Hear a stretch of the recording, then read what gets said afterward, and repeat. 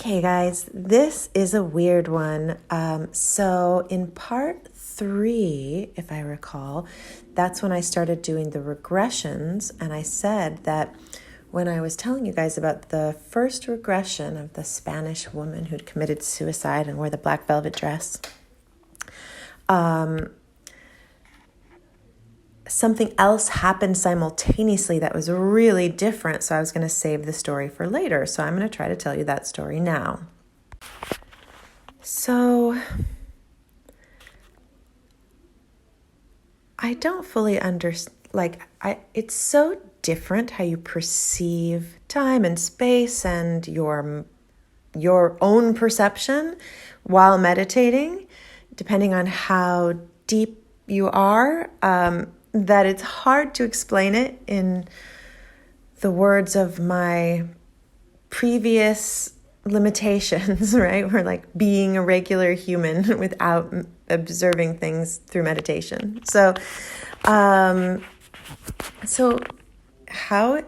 just do my best to describe how it appears to me. Two things were happening simultaneously. I was in a deep state of meditation where I was seeing visuals and hearing audio about a past life regression, like images, like a movie. And at the same time, I noticed something else happening in the room that I'm in. Though my eyes are closed and I'm in deep meditation, but I can see my bedroom as I'm laying on the bed. So it's all happening at once, and I'm somehow having two experiences at once. And to my right and in the front, there's a being.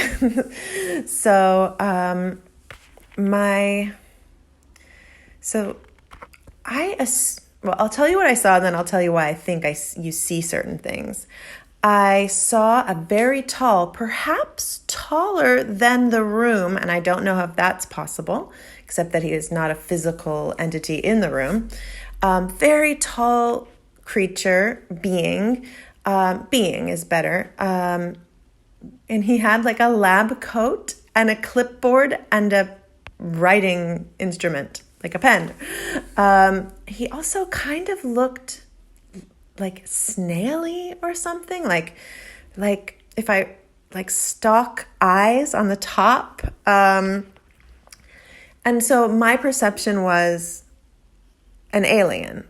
I am not traditionally very interested in alien stories. I'm like, are dragons real? Yeah, I want to talk about that, but I'm not very interested in abduction stories and things like that. So this was very weird and outside of my,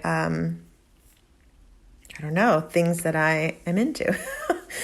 But okay, so what happened was I'm seeing him and he's taking notes, and he sends out from him, okay, this is how I perceived it, like a live tool or instrument. It was like a black, fuzzy, inchworming. It's like I'm moving like an inchworm, but more poofy, more fuzzy. And it is crawling through the air from him to me, and it goes to my heart chakra, and it goes behind it or behind my heart and stays there. And I say, and I don't know how I'm doing both of these things at once, but I say, "What are you doing? Get out." And it said to me, I can't explain it other than it was like a worker for the other guy, like an energy tool that had sentience, but was not the boss. And it apologetically, like submissively said, I'm supposed to be watching. And I was like,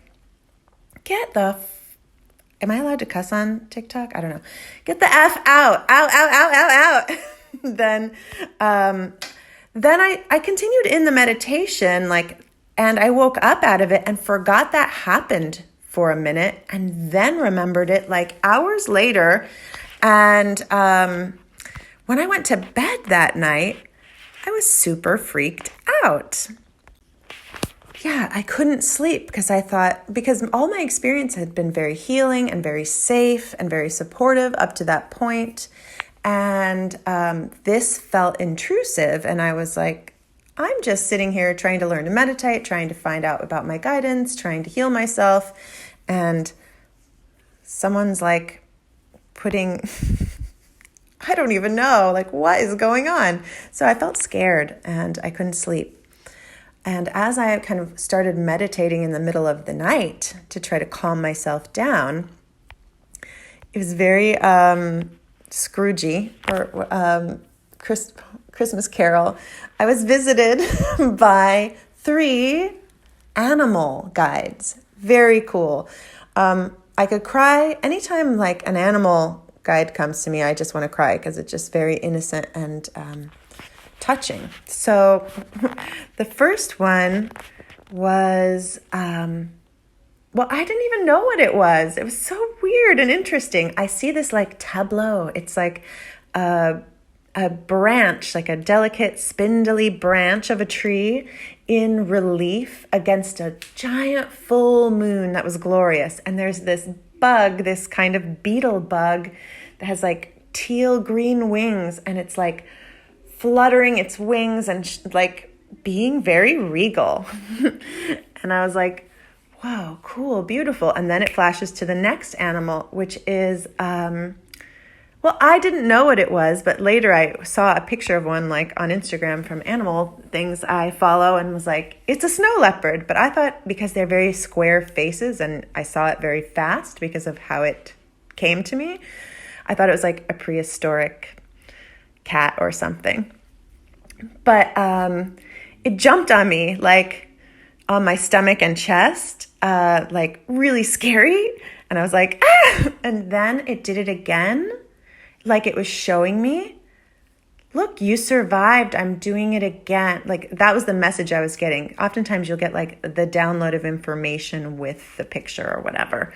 So I got the message that it was like, you thought it was scary because it startled you and you didn't know it was coming, but is it scary?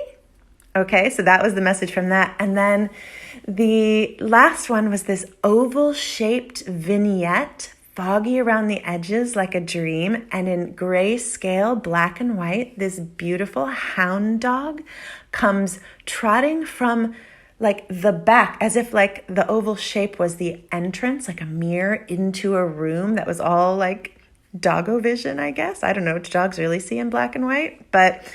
And he's trotting from far away to closer and closer to me, and he doesn't say anything.